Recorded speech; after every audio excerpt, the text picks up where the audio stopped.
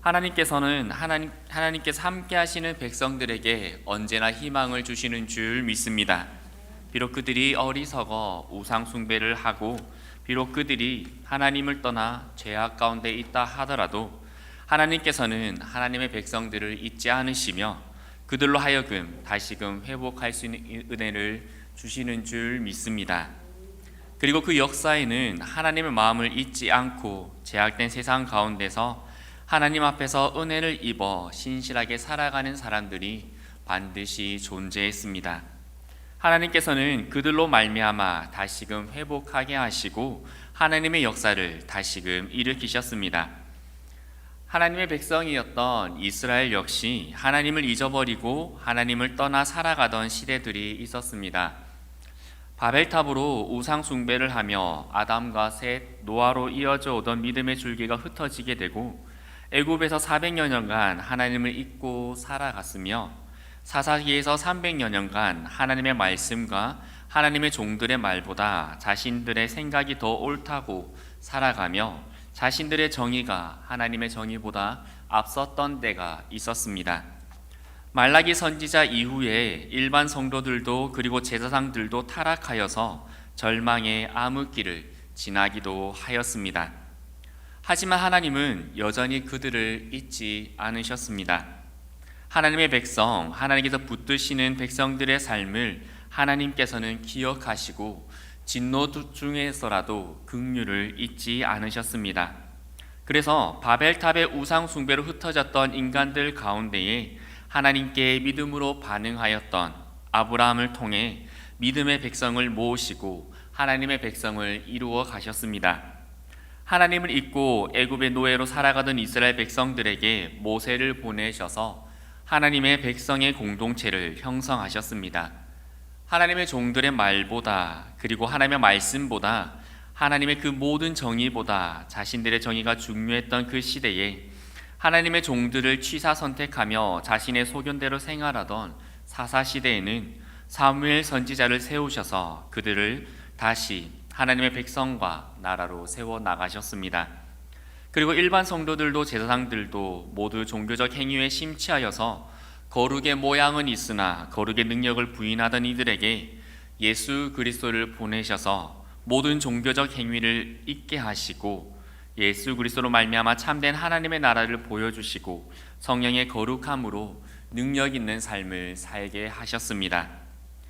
지금 우리가 살아가는 시대가 어떠하든 하나님께서는 지금도 살아계시고 하나님께서 이 나라와 함께하고 계시며 여전히 하나님께 무릎 꿇고 기도하는 자들이 있기에 하나님께서는 대한민국을 기억하시고 하나님의 은혜의 일들을 이루어 나가실 줄 믿습니다. 이 역사를 위해 하나님께서는 기다리고 계십니다. 아브라함처럼 모세처럼 사무엘처럼 그리고 예수 그리스도께서 하늘 모든 영광을 버리고 이 땅에 오신 것처럼 하나님께 믿음으로 살아갈 사람들을 하나님께서는 지금도 기다리고 계시고 찾고 계십니다. 제가 처음 저희 교회에 전임 사역자로 이사하여 와서 저희 동네를 다녀보았던 적이 있습니다. 사실 10년 양산 지역에 사역했던 것과 그리고 미국에 갔던 시간들을 빼고는 모든 시간을 저는 부산에서 보냈습니다. 군 복무도 의경으로 부산에 있었기 때문에 부산 토박이었습니다. 하지만 북구에 살던 저는 산 2개를 넘어오던 이 동구 지역을 올 일이 거의 없었습니다. 가장 멀리 와보았자 서면까지가 제가 왔던 지역이었습니다. 그래서 이 지역이 궁금하기도 하고 해서 다녀보았는데 처음 느꼈던 느낌은 이곳은 미로다 였습니다.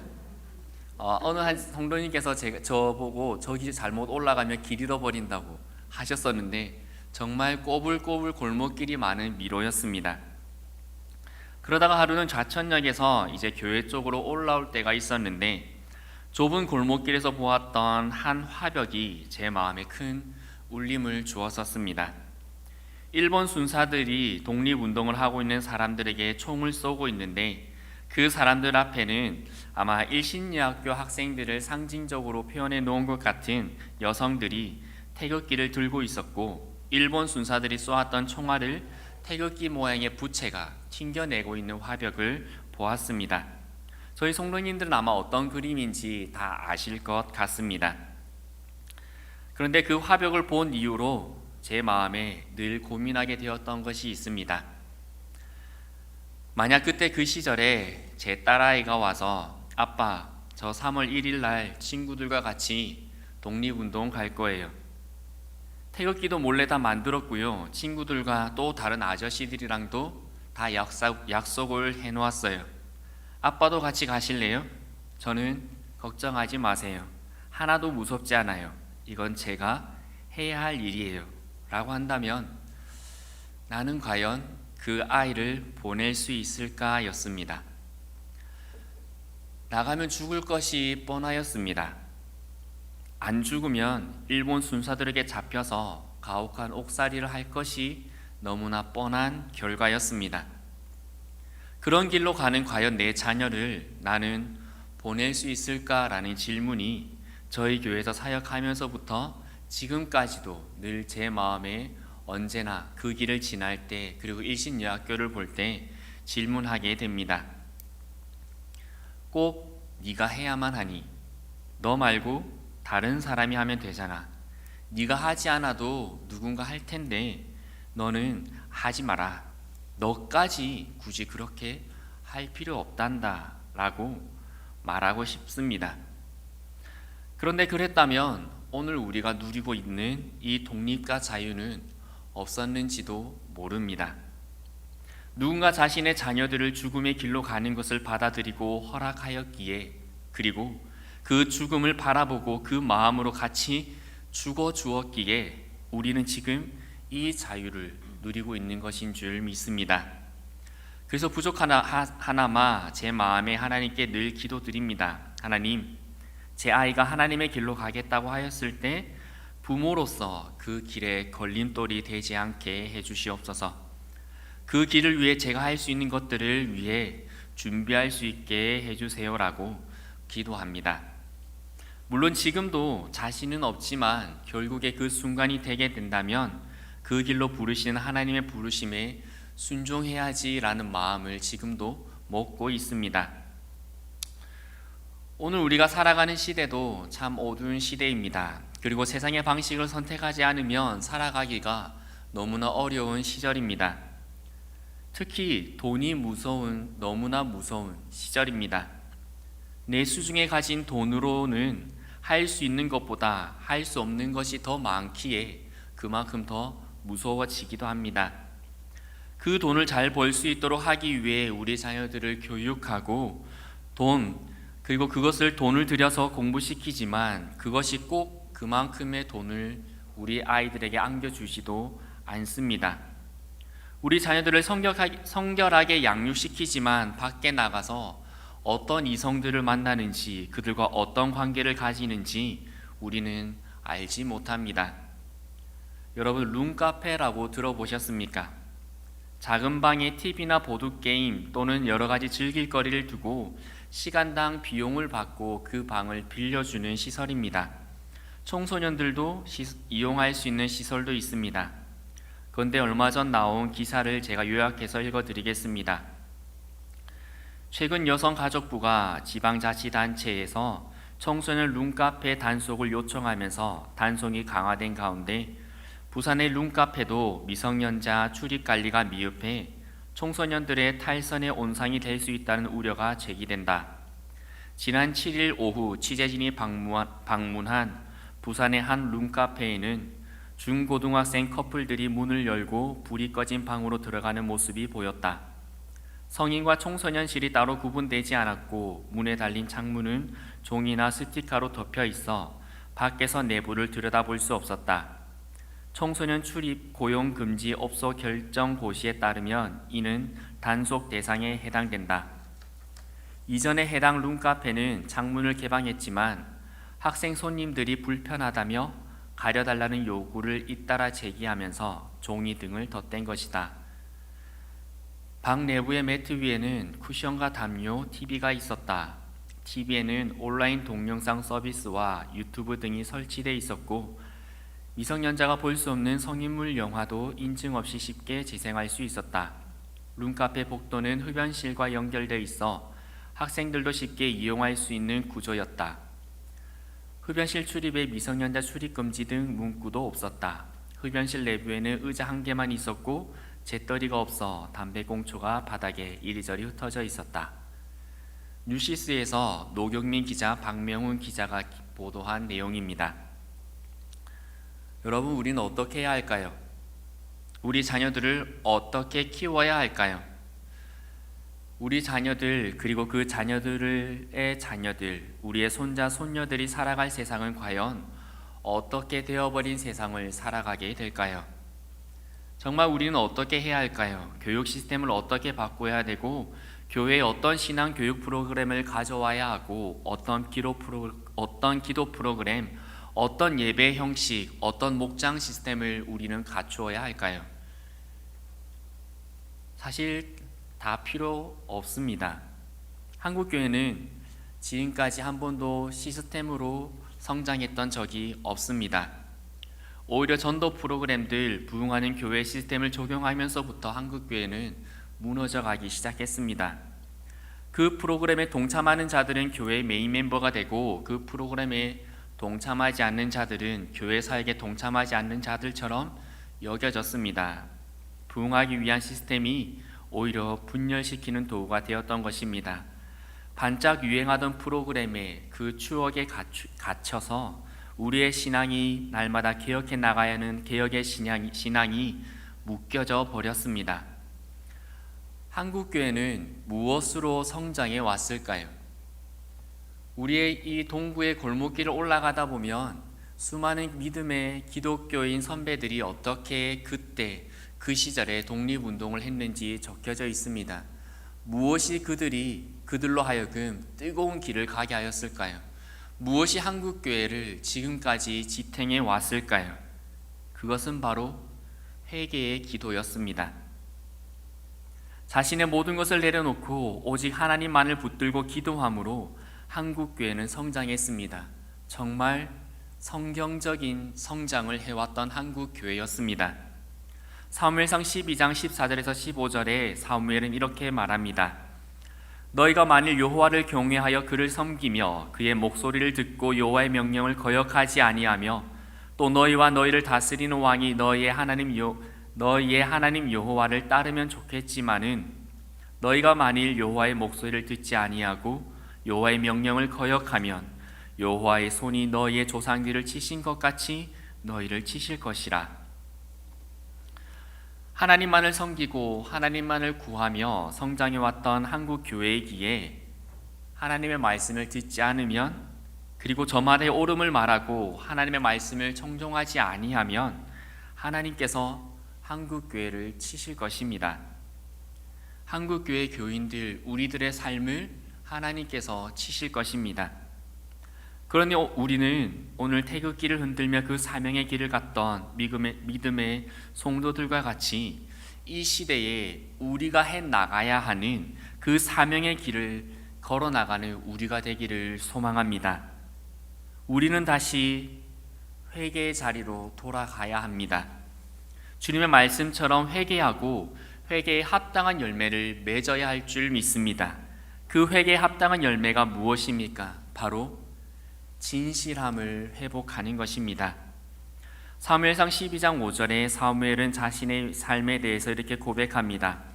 사무엘이 백성에게 이르되 너희가 내 손에서 아무것도 찾아낸 것이 없음을 여호와께서 너희에 대하여 증언하시며 그의 기름 부음 받은 자도 오늘 증언하느니라 하니 그들이 이르되 그가 증언하시나이다 하니라. 아멘. 하나님과 사람 앞에서 진실하다는 것이 무엇일까요? 이와 연결하여서 예수님께서 모든 성경의 진리를 정리해 주신 하나님을 사랑하고 이웃을 사랑한다는 것이 무엇인지 함께 생각하기 원합니다. 왜 예수님께서는 하나님을 사랑하는 것만을 말씀하지 않으시고 이웃을 사랑하는 것을 함께 말씀하셨을까요?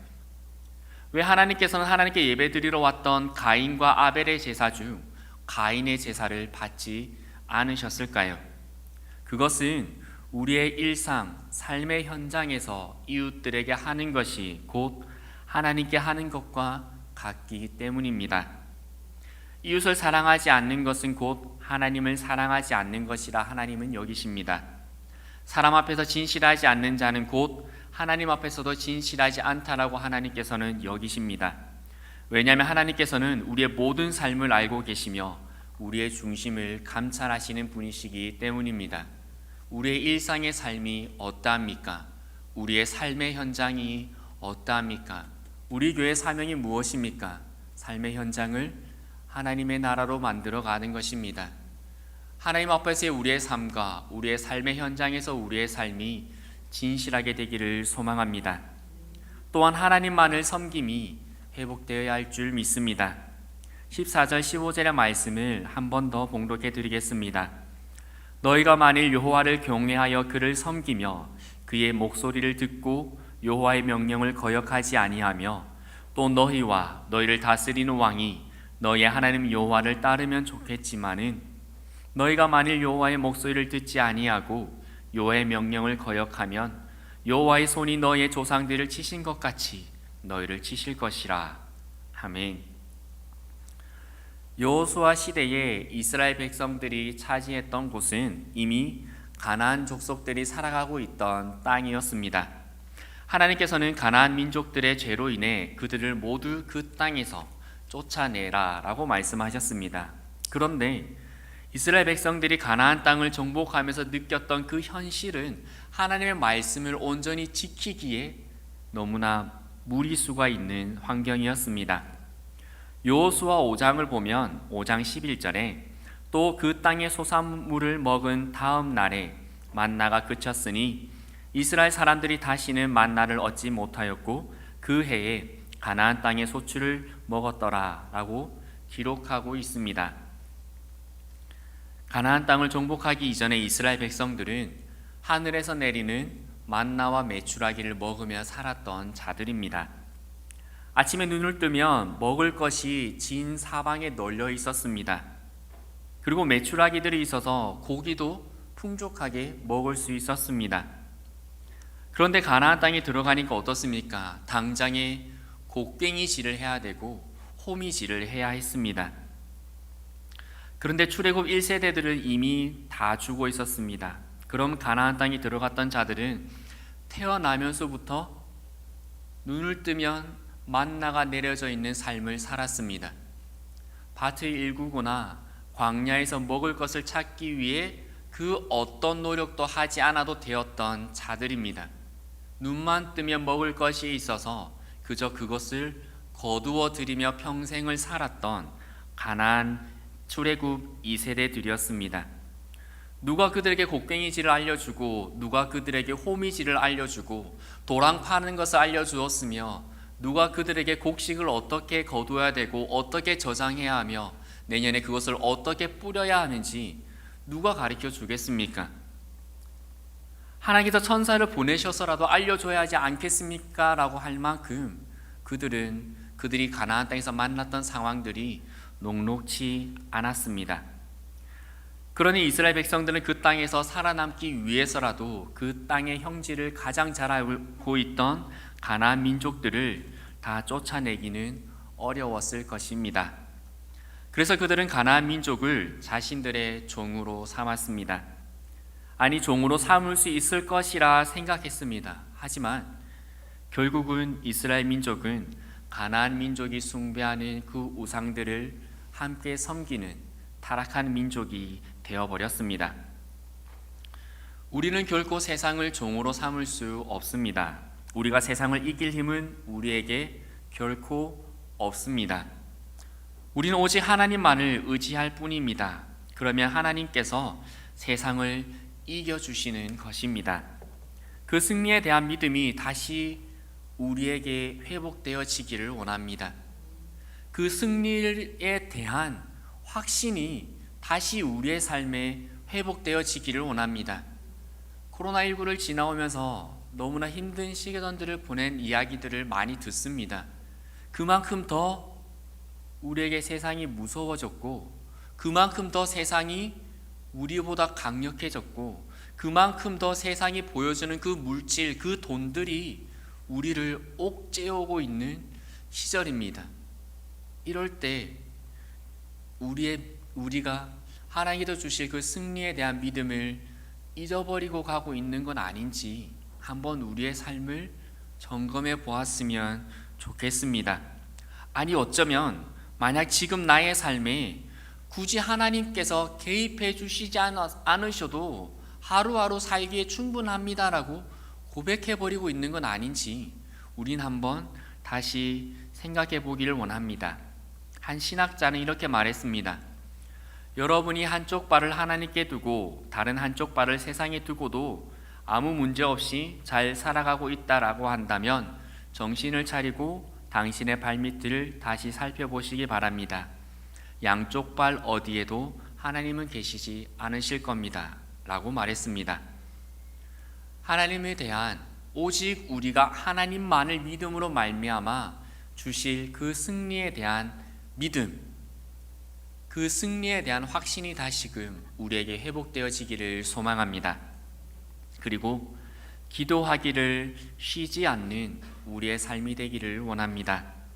사무엘 선지자는 자신의 사역을 정리하며 앞으로 자신의 남은 시간을 어떻게 보낼 것인지 사무엘상 12장 23절에 고백하여 줍니다.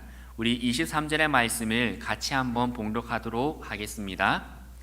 나는 너희를 위하여 기도하기를 쉬는 죄를 너희와 앞에 결탄코 범하지 아니하고 선하고 의로운 길을 너에게 가르칠 것인지. 아멘. 사무엘은 믿음의 후배들을 위해 자신에게 맡겨진 민족을 위해 기도를 쉬는 것을 죄라고까지 생각하였습니다.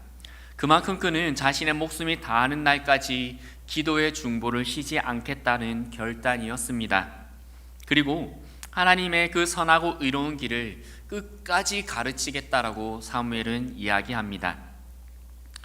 내가 살아보니 세상에서 잘 살려면, 가나안 땅에서 잘 살려면 이렇게 살아야 한다를 가르치는 것이 아닙니다. 하나님을 어떻게 섬겨야 하는지, 하나님께 어떻게 예배를 드려야 하는지, 하나님의 말씀에 어떻게 순종해야 하는지를 가르치겠다라는 것입니다. 그렇게 살아가는 사무엘에게 하나님께서는 사울 왕으로 인해 무너져 가고 있던 이스라엘에게 다윗이라는 새로운 지도자를 세울 수 있는 지혜와 그리고 그러한 은혜를 허락해 주셨습니다. 즉, 그 세대가 실패하더라도 믿음의 어른들이 여전히 기도하고 하나님의 말씀을 붙들고 살아가고 있다면 하나님께서는 그들을 통하여 하나님의 구원과 생명을, 그 아름다운 유산을 다시금 이어갈 수 있는 지혜와 능력을 주신다라는 것입니다. 그렇기에 우리는 지금 다시금 기도의 그 불길이 회복되어야 할 줄 믿습니다. 소망하기는 시간이 될 때마다 교회를 찾아와서 기도하실 수 있는 우리 성도님들 되시면 좋겠습니다.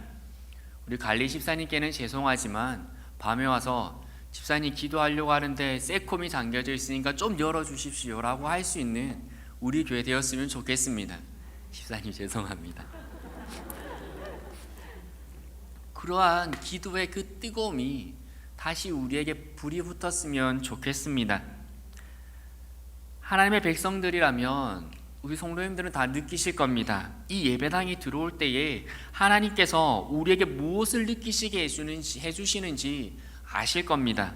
어떻게 말로는 표현하기 어렵지만 우리가 이 예배당의 문을 열고 하나님을 찾으러 들어왔을 때에 어떻게 말로는 표현하기 어렵지만 마치 나를 기다리고 계셨던 하나님, 이 시간에 여전히 우리의 기도를 받기를 원하셨던 하나님께서 우리를 맞이해 주시는 그 임재의 느낌을 우리 성도님들은 다 알고 계실 것입니다. 그렇게 하나님을 찾아오는 다시금 기도의 불길이 회복되는 우리 교회가 되기를 소망합니다. 혹 못 찾아온다면 우리 교회, 나에게 말씀을 주시는 하나님, 나의 하나님이 계시는 우리 부산진 교회를 향해 창문을 열고 기도할 수 있는 그 열정들이 다시금 회복되어지기를 원합니다. 오늘 집에 가셔서 우리 집에서 교회가 어느 방향인지 한번 찾으시길 바랍니다.